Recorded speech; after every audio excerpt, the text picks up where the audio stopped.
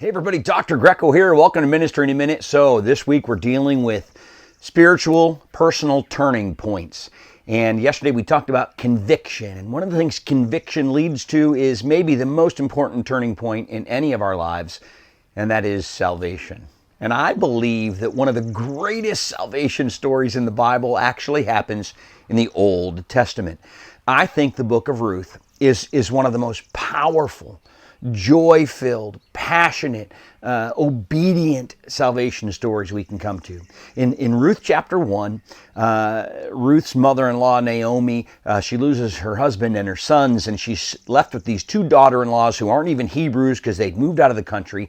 And one daughter-in-law says, I'm going back to my people, but Ruth says, no, your people are my people, your God is my God. And then in the next chapter, she says, may the Lord deal with me ever so severely if I leave your side.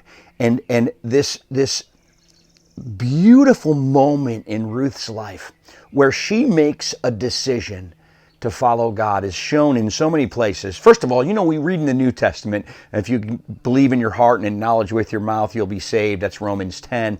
We see that in Ruth. We see this change of heart and a confession.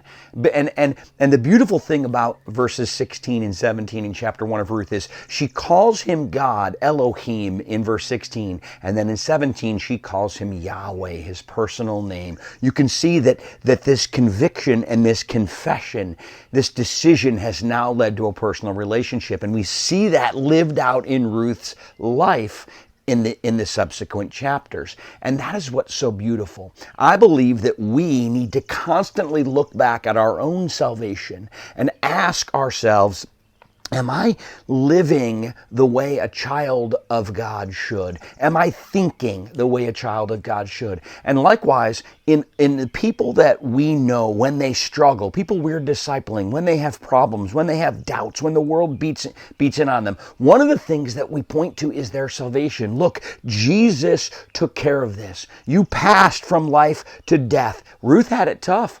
She was a foreigner in a strange land, but eventually God blessed her. Her obedience led to God working in her lives and her being used for the most amazing things. I mean, she's in the family lineage of Jesus.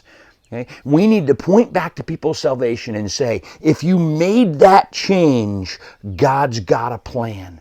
We need to remember that turning point in our own lives and help point it out in the lives of others, the most basic building block. Our salvation. We'll see you tomorrow for another Ministry in a Minute.